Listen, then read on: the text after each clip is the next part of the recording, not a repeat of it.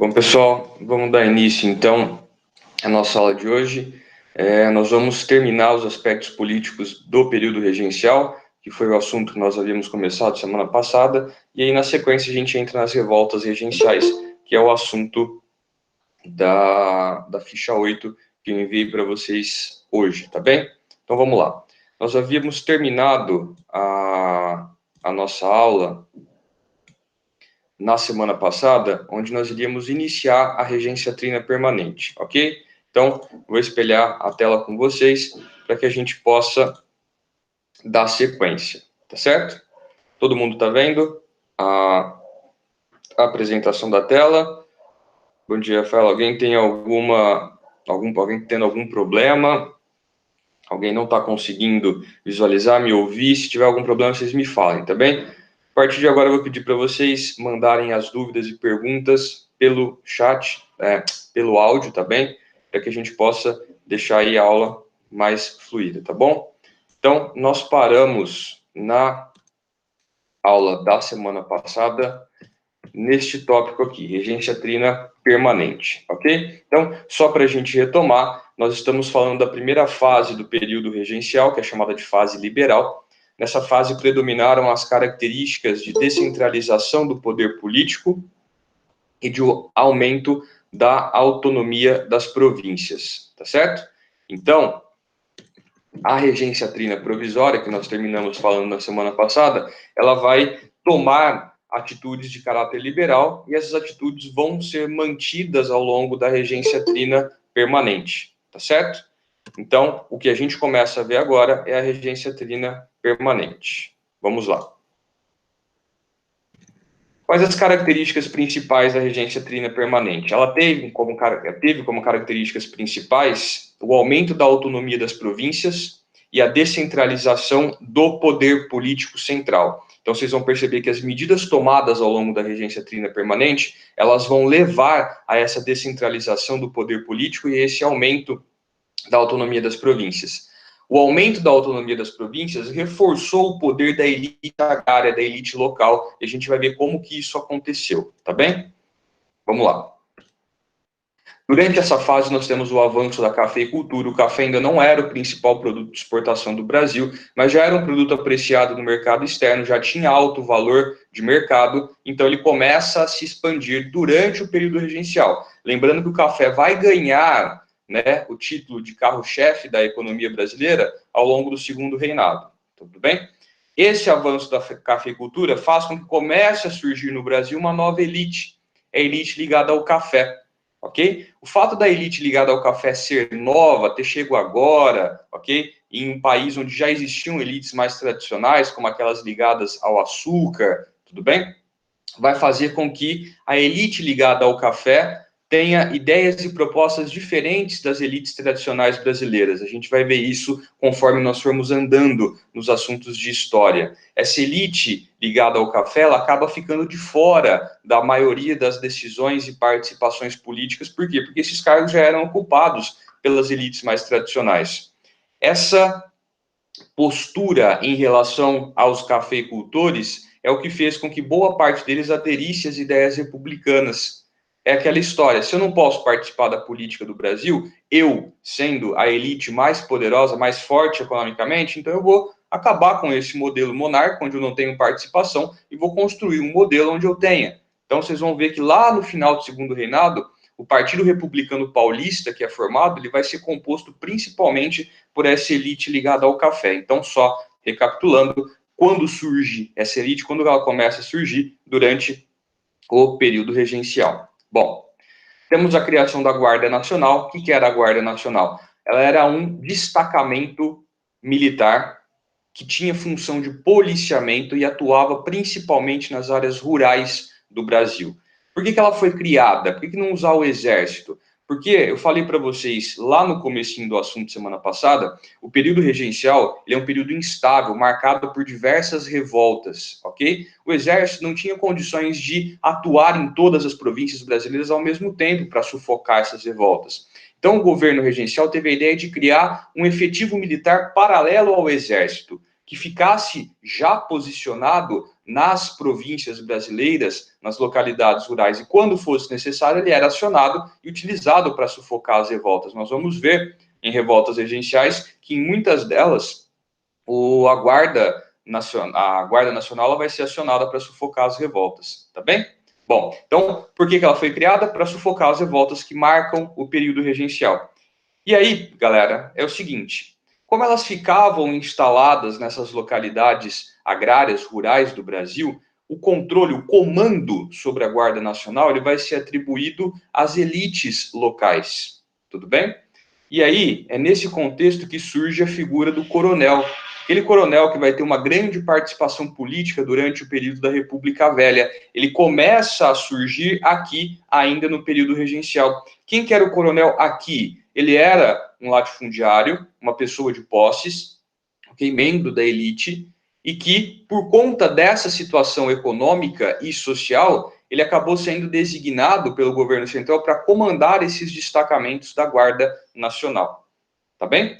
Para que você ingressasse na Guarda Nacional, você precisava comprovar renda, não era qualquer um que entrava. E isso elitizou esse destacamento militar, elitizou a Guarda Nacional. Então, os filhos dos coronéis, membros da elite agrária brasileira que queriam fazer o serviço militar, eles se alistavam na Guarda Nacional. Aqueles de menos condições financeiras, mais pobres, eles se alistavam no Exército Regular, no Exército Imperial. Então, isso fez com que o Exército Imperial fosse formado basicamente por pessoas provenientes de classes mais baixas, e a Guarda Nacional ficou, então, concentrando aqueles integrantes das classes mais altas, ok? Então, só para a gente constar. Tem alguma dúvida até aqui? Eu posso seguir? Tranquilo. Então, vamos lá. Seguinte. Bom, na regência trina permanente, nós temos a criação do Código de Processo Criminal. O que é o Código de Processo Criminal? Ele era um código jurídico, ele unificou todas as sentenças e os crimes em todo o território brasileiro. Porque antes, algo que uma pessoa fazia em São Paulo, se outra pessoa fizesse a mesma coisa no Maranhão, aquilo ia ser analisado e julgado de uma forma diferente, tá? Muitas vezes ligada aí às particularidades regionais. Com a criação do Código de Processo Criminal, os delitos e as penas aplicadas a eles passaram a ser unificadas, passaram a ser analisadas e sentenciadas da mesma forma em todo o território brasileiro, ok? Por meio desse código, os municípios poderiam eleger os seus próprios juízes e promotores, ou seja, você tirava o poder de decisão do judiciário central e dava aos judiciários municipais maior poder, tá? Aquela ideia que eu falei lá atrás de descentralização do poder e aumento da autonomia das províncias. Está aqui uma delas, ok?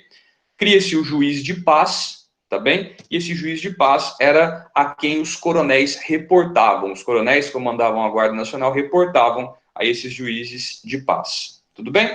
Bom, e aí, finalmente, é criado o ato adicional, né? A cereja do bolo, quando a gente fala em regência trina permanente. Por quê? Porque o ato adicional, ele é que vai deixar claro este caráter liberal da regência trina permanente, ok?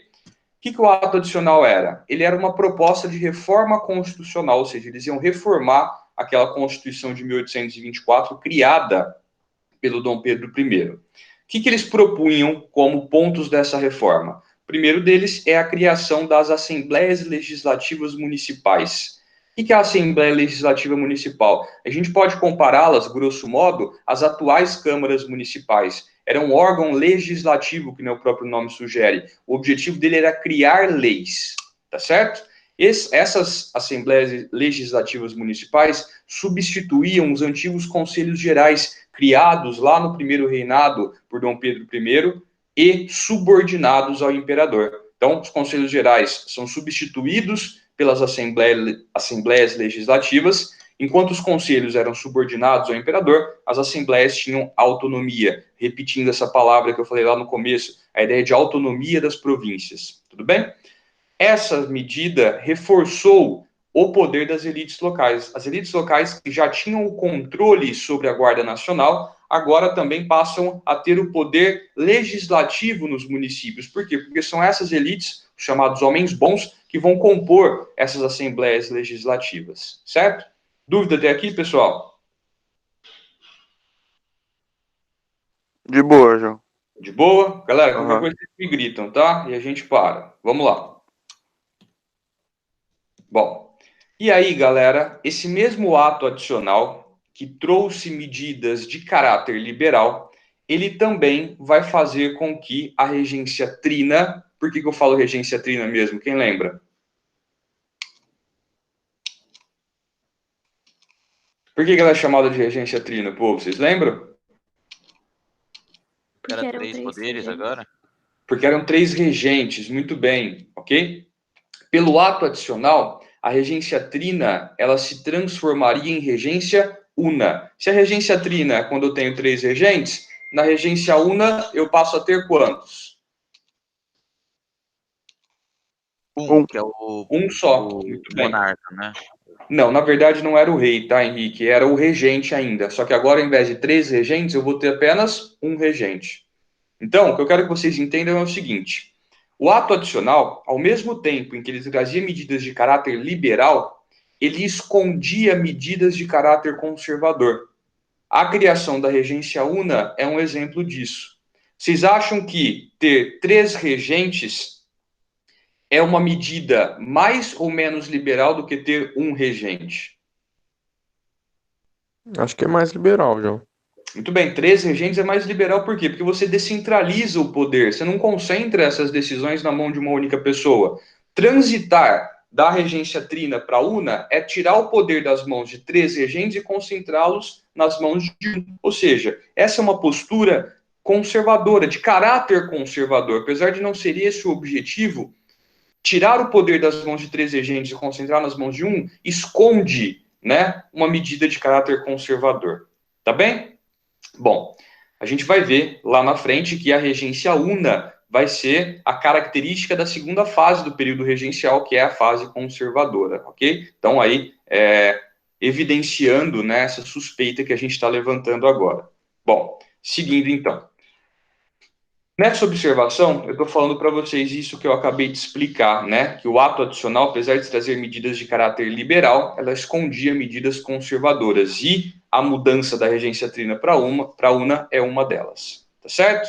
Bom, vamos lá, seguindo então. Segunda fase do período regencial é a fase conservadora, que nós chamamos de regresso conservador. Por quê? Porque nessa fase vai ser anulado tudo aquilo que foi feito durante a fase liberal, ou seja, vai voltar para trás, voltar no que era antes, por isso regresso conservador. Tá certo? Bom, nessa fase, aqueles grupos políticos que eu tinha explicado para vocês na semana passada, estão lembrados que grupos são esses?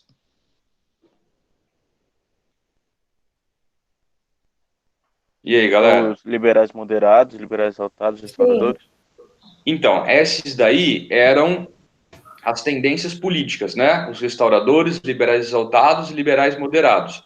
Essas tendências fazem com que surjam os grupos políticos. Quem lembra quais são Eram os regressistas e os progressistas? não eram? Os progressistas e os progressistas, perfeito. Agora, nessa segunda fase do período regencial, os grupos progressistas e regressistas, eles vão formar os partidos políticos que vão atuar na segunda fase do período regencial e ao longo de todo o segundo reinado. Quais são esses partidos políticos, pessoal?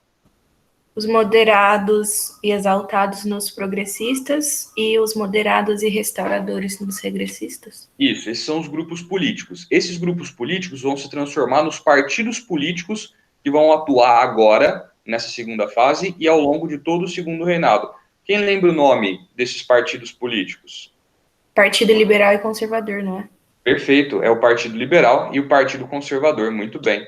Vamos colocar aqui então, ó. Então, a partir dos grupos políticos surgem os partidos. Então, o grupo regressista, ele se transforma no Partido Conservador, ok? Formado pela elite tradicional, com atuação grande na região ali do Rio de Janeiro, tá bem? E o grupo progressista transforma-se no Partido Liberal. Esse partido, ele tinha grande atuação em Minas Gerais, São Paulo, regiões onde eu disse lá atrás que se desenvolveu a cafeicultura, Rio Grande do Sul e algumas províncias da região Nordeste. Ok? Nessa segunda fase, que é a fase conservadora, nós temos na política a regência una, igual eu disse para vocês lá atrás. A regência Una, ela começa com a eleição do regente Diogo Feijó, ok? O Diogo Feijó era um liberal, ele defendia o ato adicional e era um abolicionista, tá bem? Só que o governo do Feijó, ele vai ser marcado por diversas rebeliões, ele vai ser marcado por insatisfação política, ele vai ser marcado por crise econômica e social. Ou seja, o governo do Feijó estava uma bagunça. O que vocês acham que vai acontecer com ele? Ele vai sair. Ele vai sair, muito bem. E é ele sair que começa a característica dessa fase, que é a fase conservadora, porque vocês viram aí que o Feijó era um liberal, tá bem? Pessoal, vocês entenderam essa jogada dos partidos, grupos se transformarem em partidos? Sim, João. Sim? Então vamos seguir. Bom, essas rebeliões acontecem no Brasil por quê? Galera, qual foi a principal característica da regência trina que eu falei para vocês? As duas principais características, eu fiquei repetindo o tempo inteiro. Por que ela é chamada de fase liberal? Quem lembra? Porque tem que uma decisão teria que passar pelos três. Porque Ah, dava mais autonomia para as não é. províncias. Muito bem, dava mais autonomia para as províncias e descentralizava o poder político. Perfeito. Esse aumento da autonomia das províncias deu mais poder para quem? Para o governo das províncias. Quem formava esse governo das províncias? Entre a população, quem formava ele? Muito bem, as elites, perfeito. Então, o que acontece? Esse movimento liberal da primeira fase, de aumento da autonomia das províncias, deu mais poder às elites brasileiras. Com mais poder nas mãos, essas elites começaram a se articular e a exigir os seus interesses. Esse exigir os seus interesses nem sempre foi de forma diplomática ou pacífica. Pelo contrário, exigir os seus interesses por parte dessas elites levou a maioria das revoltas que aconteceram no período regencial, ok? Então, o que acontece? O governo do Feijó, ele vai ser marcado por rebeliões, porque ele foi posterior à criação do ato adicional que dava mais autonomia para as províncias. E com essa autonomia, as elites em cada uma dessas províncias começaram a exigir os seus interesses, ok? E nesse exigir os seus interesses, eles começam a organizar essas revoltas contra o governo regencial. E aí o Feijó não vê outra alternativa, que nem vocês me falaram agora há pouco, a não ser renunciar. A renúncia do Feijó é seguida da nomeação do Araújo Lima para o seu lugar. Só que o Araújo Lima, diferente do Diogo Feijó, era conservador, ok? Ele foi o último regente, ou seja, logo depois dele a gente já tem a coroação do Pedro II. E o governo dele, afinal ele era um conservador, vai ser marcado pela anulação das medidas liberais dos governos anteriores, ou seja, pela anulação das medidas liberais tomadas pelo Feijó e tomadas ao longo da regência trina permanente e da regência trina provisória. É por isso que eu falo que essa segunda fase, repetindo, é chamada de regresso conservador. Por quê? Porque volta-se ao que era antes. Certo? O que ele fez? Ele criou a Lei Interpretativa do Ato Adicional de 1834. Certo? O que é a lei interpretativa? Eles iam interpretar o ato adicional. Basicamente, essa lei era o instrumento que eles precisavam para anular tudo aquilo que o ato adicional havia feito. Começando com o quê? Começando com a suspensão da autonomia das províncias. Certo? E a concentração das decisões judiciárias no Judiciário Central. Ou seja, aquelas principais características, né, do Código de Processo Criminal e do ato adicional foram anuladas, beleza? E essas decisões voltam a se concentrar no poder central, ou seja, ele tira a autonomia das províncias, ok? Aí eu vou fazer uma pergunta para vocês. Com maior autonomia, com mais poder, as elites provinciais se revoltaram. Agora o Feijó foi lá, o Araújo Lima, perdão, foi lá e tirou essa autonomia das províncias. O que vocês acham que aconteceu? Revolta. Revolta. Ou seja, de um jeito ou do outro, as revoltas aconteceram. Dando mais autonomia, mais poder, eles usaram esse poder maior para buscar os seus interesses. Revolta. Tira esse poder das províncias, tira a autonomia. Eles vão ficar descontentes com essa atitude e vão se revoltar. É por isso que o período regencial é marcado pelas revoltas. Em um período de 9 anos, a gente teve 12 revoltas. Beleza? Ou seja, um período muito instável. Tá certo? Sim ou não, pessoal? De boa, João. De boa? Seguindo, então. O que vai acontecer? Ele também vai submeter as guardas nacionais que estavam sob o controle dos coronéis ao poder central, ó lá, tirando o poder dessa aristocracia, vai voltar ao poder moderador que havia sido anulado lá na regência trina provisória, tá certo? Bom, aí acontece o seguinte, presta atenção. Os liberais que estavam no poder até a regência do Diogo Feijó, quando o Araújo Lima assume, eles caem fora do poder, perdem o poder, certo? Quem passa a comandar o Brasil agora são os conservadores. Beleza. O que vai acontecer? Esses liberais começam a se articular, começam a bolar um plano para tentar voltar ao poder, para tentar reconquistar o poder que eles tinham antes. E olha só que, no mínimo, engraçado isso, tá bem? Esses liberais começam a se aproximar do Pedro de Alcântara, o futuro imperador do Brasil, né, o futuro Dom Pedro II, para coroá-lo como imperador. O que está acontecendo aqui? Eu estou pegando políticos liberais e estou aproximando esses políticos do imperador. Galera, os liberais brasileiros que defendiam um governo com maior descentralização do poder e autonomia das províncias se aproximaram do imperador.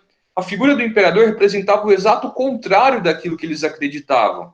Porém, essa era a estratégia deles para tentar voltar ao poder. Como assim? Vou colocar o imperador no trono. Uma vez no trono, ele vai saber que quem o colocou lá fui eu e vai me favorecer politicamente, ou seja, vai fazer com que eu volte a participar da política. Olha o que eles pensaram, olha a jogada deles, tá certo? Conseguiram entender o que eu falei aqui agora? Sim. Sim? Como que eles vão se articular nesse sentido?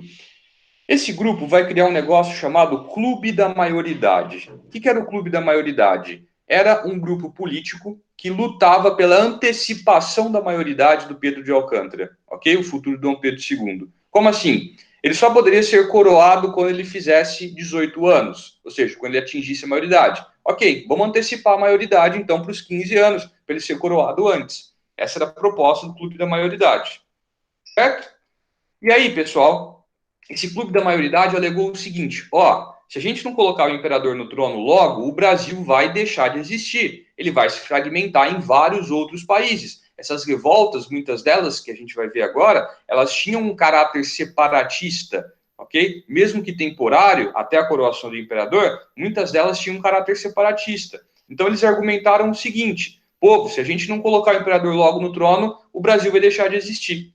E com esse argumento, eles conseguem mudar a Constituição. Como assim? A maioridade que na Constituição estava aos 18, eles conseguem antecipar para os 15. Ou seja, eles mudam a Constituição. Essa mudança na Constituição brasileira, essa antecipação da maioridade, é chamado de golpe da maioridade. Por que é chamado de golpe da maioridade? Porque com essa antecipação, eles conseguem, então, fazer com que o Pedro de Alcântara fosse finalmente coroado imperador, ele assume o título de Pedro II, e isso coloca fim ao período regencial. Foi mágico? Ele foi coroado, as revoltas acabaram? Não. Nós vamos ver que muitas revoltas se estenderam até o comecinho do Segundo Reinado, outras revoltas começaram com o Segundo Reinado, porém, em números, ok? Em intensidade, elas vão diminuir, ou seja, deu um pouco certo essa estratégia em termos políticos. Galera, fala para mim se vocês entenderam até aqui. Entendi, João, mas olha aqui, eles falaram isso que o Brasil ia se separar, como, tipo, vamos falar isso pro pessoal acreditar, ou tipo, o Brasil realmente ia se dividir? As duas coisas. Existia um risco sério, né, de fragmentação do território brasileiro, e eles precisavam convencer a outra ala, ou outro grupo, de que aquilo era o melhor a se fazer. Ô, João, Oi, pode falar. a gente tem que saber as características específicas dos liberais moderados, exaltados e restauradores ou não precisa? O que seriam essas características específicas? Tipo, que os restauradores eram comerciantes, militares, burocratas. Não precisa. Não precisa? O que vocês precisam saber é que todos eles todos esses grupos, todas as tendências, grupos e partidos eram formadas majoritariamente por membros da elite. Qual que é a diferença dessa elite? Algumas ligadas ao açúcar, que eram os mais tradicionais, outras ligadas ao café, que era a elite nova, outras que eram as elites dissidentes de províncias de menor expressão econômica. É isso que, de maneira geral, era a elite. Tá? Isso vocês precisam saber. Tá, beleza, valeu. Beleza? Gente, dúvidas e perguntas até aqui? Fala para mim. Não? Posso começar as revoltas do período regencial?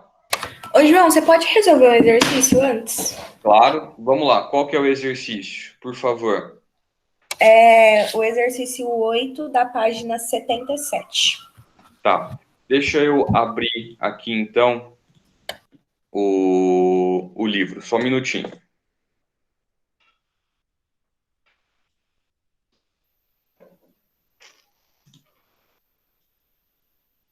Livro 8, da página 77. É o livro 3, né? Isso.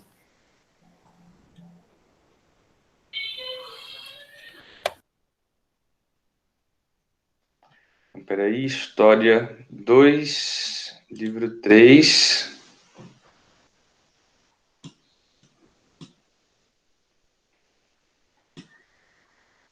Página 77, exercício 8. Tá, vamos lá. Qual foi a dúvida aqui, por favor?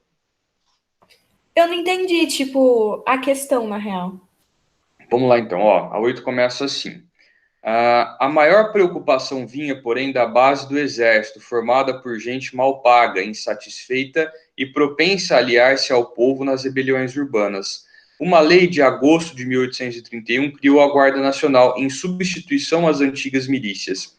A ideia consistia em organizar um corpo armado de cidadãos confiáveis, capaz de reduzir tanto os excessos do governo centralizado como as ameaças das classes perigosas. Essas classes perigosas aqui seriam as classes populares, tá? A elite temia que essas classes populares assumissem o poder porque acabaria com os privilégios, né, e com o status social que eles tinham. Bom, compunham obrigatoriamente a Guarda Nacional, como regra geral, todos os cidadãos com direito a voto nas eleições primárias que tivessem entre 21 e 60 anos. Ou seja, quem que tinha o direito a voto nas eleições brasileiras, galera?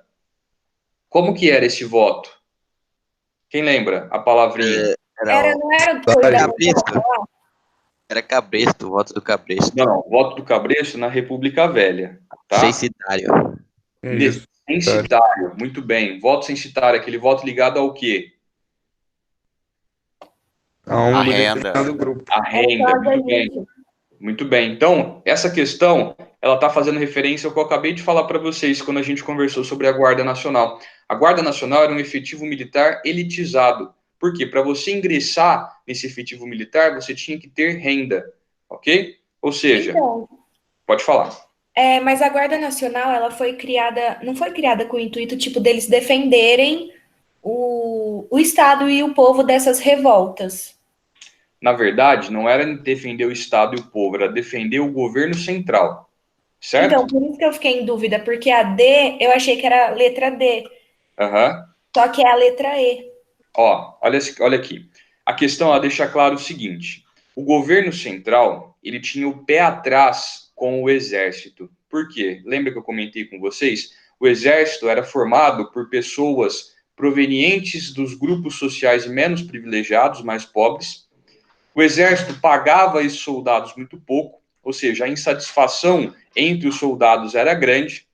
E, no meio de uma revolta, a chance de muitos soldados se juntarem aos revoltosos, ao invés de lutar contra eles, era muito grande. Então, qual foi a sacada do governo central? Eu vou criar uma força militar composta por membros da elite, por pessoas que possuem os mesmos interesses que os meus. Quem que sou eu? O governo central. Quais são os meus interesses e os deles? A manutenção da ordem social vigente. Por quê? Porque a manutenção da ordem social vigente significa a garantia dos privilégios dessa elite. Conseguiu entender? Então a Guarda Nacional tinha esse caráter censitário justamente por isso, tá? Porque eles queriam uma força militar formada por pessoas de classes mais altas, cujos interesses eram os mesmos do governo central, ou seja, eles não tinham ou não temiam que a Guarda Nacional fosse se juntar aos rebeldes nas revoltas. Ou seja, eles tinham a garantia de que a Guarda Nacional ia lutar contra eles. Por quê? Porque os interesses dos rebeldes eram diferentes dos interesses dessa elite que compunha a Guarda Nacional. Ah, beleza, João, entendi agora. Obrigada. Entendeu? Ó, a D diz o seguinte, a pergunta, né? A Guarda Nacional, criada durante a regência trina permanente, constituiu uma força de repressão que expressava o quê? A D diz o seguinte, a disposição popular em defender o Estado brasileiro das turbulentas revoltas do período. Aí é que tá. A Guarda Nacional não era composta por membros das camadas populares, ok? Ele deixa claro aqui no texto o seguinte, ó, classes perigosas. Quem que eram as classes perigosas? As classes populares.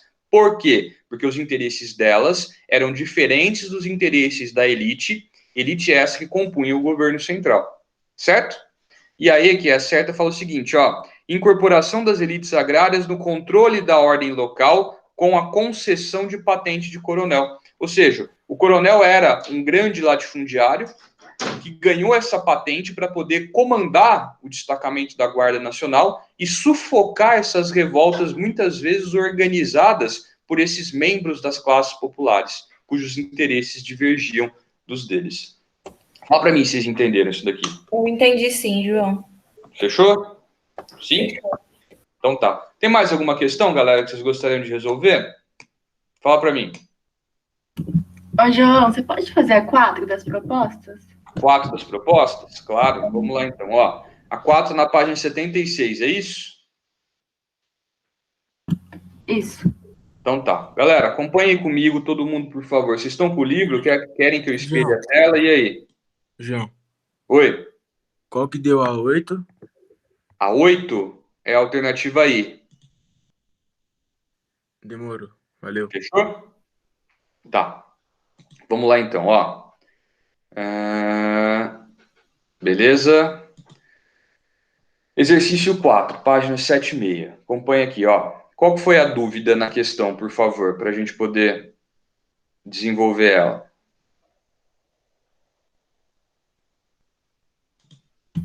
É que eu não entendi por que que é a E. Você não entendeu por que a alternativa correta é aí? Então vamos fazer juntos aqui, ó. Em abril de 1831, Dom Pedro I abdicou o trono do Brasil em favor de seu filho, Dom Pedro de Alcântara, que tinha então 5 anos de idade. Uma regência foi criada para governar até que Dom Pedro, como ficaria conhecido, né, Dom Pedro II, como ficaria conhecido, atingisse a maioridade e pudesse ser coroado. Durante o período regencial, a política brasileira foi marcada pelo quê? Sem ler a alternativa E, que é a correta. Fala para mim as características da política ao longo do período regencial.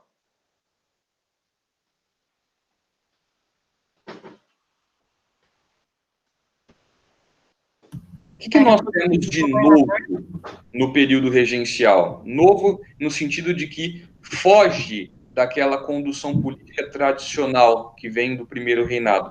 Em que a política no segundo reinado trouxe de novo? A política do período regencial, perdão, trouxe de novo. O governador, isso? Nós temos, né, a criação da regência trina, certo? A regência trina, ela vai descentralizar o poder. Que mais? Quais outros aspectos da política regencial nós temos de diferente do tradicional? Quem lembra aqui que eu falei o que foi feito no período regencial que vai destoar? Qual que é a principal característica da primeira fase, ou as principais características? O que eles fizeram em termos políticos?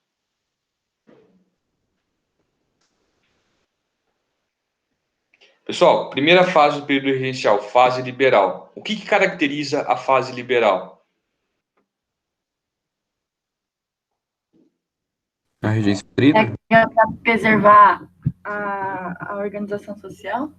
Autonomia Muito bem. das províncias. Isso, muito bem. O aumento da autonomia das províncias e a descentralização do poder político. Na regência trina permanente, o que deixa claro, o que oficializa essa descentralização do poder e o aumento da autonomia das províncias? Eles reforçaram a elite agrária? Por meio do quê? No campo das leis, o que foi criado para reforçar essa autonomia e a descentralização do poder? Coronel? Autonomia da província. Não, no campo das leis, o que foi criado? A gente trabalhou agora há pouco. Foi o coronel, João? Surgimento Não. disso? Os Não. regentes? Começa com a letra A. Não sei. Eu também não sei, não, velho. Galera, vocês nunca ouviram falar do ato adicional? Ah. Sim. O que o ato adicional fazia? Ele criava o quê? Ele criava a Assembleia Provincial. Lembram? A Assembleia Provincial era composta pelos membros da elite. Ou seja, de novo, o período regencial trouxe a descentralização do poder político, certo? Antes, no primeiro reinado, concentrado nas mãos do Dom Pedro I. Agora, descentralizado por meio das assembleias legislativas municipais e pelo Código de Processo Criminal nas mãos das elites locais. Com maior autonomia, essas elites vão fazer ou vão brigar pelos seus interesses. E isso leva às revoltas, outra característica do período regencial. Olha a alternativa aí e vê o que ela fala. Presta atenção. O período regencial foi marcado pela criação das assembleias provinciais e pela eclosão de rebeliões em diversas províncias, sendo algumas de caráter popular, como a cabanagem, e outra comandadas pelas elites regionais, como o caso da farroupilha. Não precisa saber que a cabanagem é popular, a farroupilha é elitista, mas você precisa saber que o período regencial é marcado pela descentralização do poder, que a questão deixa evidente quando ela menciona a Assembleia Provincial, e pelas revoltas, quando ele menciona essas duas. Conseguiram entender o exercício 4? Consegui, João, obrigado. Fechou? Sim? Galera, não se esqueçam de que a primeira fase do período regencial é marcada pela descentralização do poder e aumento da autonomia. Isso leva a revoltas, ok? E aí nós temos o movimento contrário, que é a segunda fase, a fase conservadora. A retirada dessa autonomia, tá bem? E a centralização do poder novamente, que gera novas revoltas. Por isso que a gente fala que o período regencial é marcado pelas revoltas. Fala, Matheus. Depois no final da aula você pode tirar umas dúvidas que faz tempo que eu não tiro com você. É da aula 5 e 6 ainda. Tá, ó, deixa, talvez, ok, daqui uns 2 minutinhos, o Sérgio vai entrar aqui na nossa sala para trocar uma ideia com vocês, tá bem?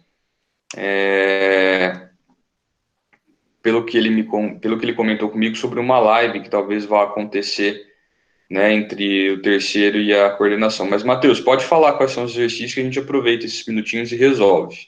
Beleza. Vou pegar aqui. Tá.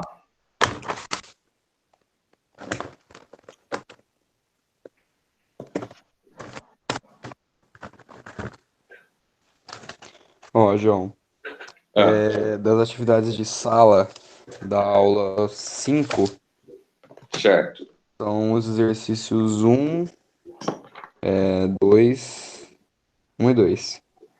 Dos propostos é 2, 4 e 6. Tá, vamos lá. Da aula 5, página 68, é isso? Aham. Quais são os exercícios? É o 1 e o 2. 1 e 2? Tá, qual que foi a dúvida neles, Matheus, por favor? Eu, coloquei a alternativa D, mas a resposta certa era C.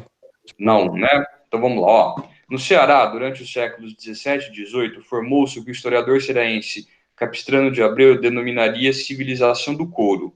Esse aspecto característico da colonização cearense está ligado ao quê? Quando a gente fala em pecuária no Nordeste, a gente está relacionando ela ao quê? A entrada para dentro do Brasil. Muito bem. A pecuária no Nordeste, ela vai ser uma atividade realizada no interior, ok? Por que no interior? Porque o litoral da região Nordeste era dedicado ao cultivo da cana para a produção do açúcar, ok? Olha o que a C fala. Ao processo colonizatório cearense que ocorreu após a ocupação pela pecuária na capitania, por intermédio da Frente de Ocupação do Sertão de Fora, conduzida por pernambucanos, e da Frente de Ocupação do Sertão de Dentro, controlada principalmente por baianos, ou seja, são as rotas de transporte do gado pelo interior da região. Aham. Você marcou a D? Aham. Por que não pode ser a D? Ó, ao modelo original de ocupação pela pecuária bovina, que saindo do Ceará ajudou na ocupação do interior nordestino e na colonização dos cerrados do centro-oeste, dos Pampas do Sul do país e do Pantanal Mato-Grossense. Não foi a pecuária no Ceará que levou a essas atividades nas outras regiões. Por exemplo, a pecuária no Sul já tinha se desenvolvido, tá? Paralelo à pecuária na região cearense. Beleza. Beleza? Aham. O 2, qual foi a dúvida? Foi na alternativa B. E A tô B? ficando em dúvida entre a B e a C. Tá. Aí eu nem Ó, marquei. a pergunta. O Frei Francisco Tevet, que esteve em terras brasileiras entre 1555 e 56, junto com outros franceses comandados por Villegagnon, a leitura do trecho do relato dessa expedição permite o quê? Ó, rapidinho a leitura do texto. Navegamos pelo espaço de 4 dias até que, a 10 de novembro, encontramos a barra de um grande rio chamado de Guanabara, pelos nativos, devido à sua semelhança com um lago, e de Rio de Janeiro, pelos primeiros descobridores do local. O Sr. Villegagnon, para se garantir contra possíveis ataques selvagens que se ofendem com extrema facilidade, e também contra os portugueses, se estes alguma vez quisessem aparecer por ali, fortificou o lugar da melhor maneira que pôde. Os víveres eram fornecidos pelos selvagens e, constituídos dos alimentos do país, a saber, peixe e veação diversa, constante de carne de animais selvagens, pois eles, diferentemente de nós, não criam gado, além de farinha feita de raízes, pão e vinha, não havia. Em troca desses víveres, recebiam de nós alguns objetos de pequeno valor, como facas, podões e anzóis. Tá certo? Então, esse é um relato do Villegagnon, que era um corsário francês, que chegou a dominar a Baía de Guanabara, no Rio de Janeiro, durante um período, ok? E interceptava as rotas de comércio portuguesa que passavam por ali, até que Portugal finalmente os expulsou. Tá? O Villegagnon, ele criou uma colônia chamada de França Antártica, ok? Com o aval do rei da França. Bom, vamos lá. Você marcou a B, né? Então, a leitura do trecho permite o quê? B. Identificar as diferenças entre as práticas coloniais e o tratamento dispensado aos indígenas pelos portugueses e franceses. Será que os franceses tratavam os indígenas de maneira diferente do que os portugueses? Acho que não, né? Eles usavam como Não. escravo. Isso, eles tratavam eles como inferiores, né? Eles olhavam para eles e falavam que eles eram povos inferiores. Fica claro, né? Que fala, eles, diferentes de nós, não criam gados, eles se alimentam das coisas que a natureza fornece, ok? Olha a C. Perceber as diferenças culturais entre os povos indígenas e os conquistadores europeus. Aí sim, tá? É uma postura mais relativista. Ele não está puxando a sardinha para nenhum lado, ele está apenas falando que o texto deixa claro essas diferenças. Fechou? Ó, é o seguinte, né? A gente já encerrou a aula termina 10h50, não é? Acho que sim. Sim, daqui a pouquinho Acho que vocês têm outra aula. Então vamos fazer o seguinte, Matheus, na semana que vem eu vou voltar em revoltas regenciais, então a ficha 9 vai ser igual à ficha 8, beleza? E aí eu tiro, no final da aula, eu tiro as dúvidas sobre esses exercícios. Pode ser? Beleza. Combinados? Valeu, João. Valeu, pessoal. Um grande abraço para vocês. Muito obrigado pela atenção, pela participação e pela paciência. Ok? Até João. semana que vem. Boa semana. Tchau, tchau. Até. Valeu, João. Valeu. Falou, João. Abraço. Valeu. Tchau, tchau.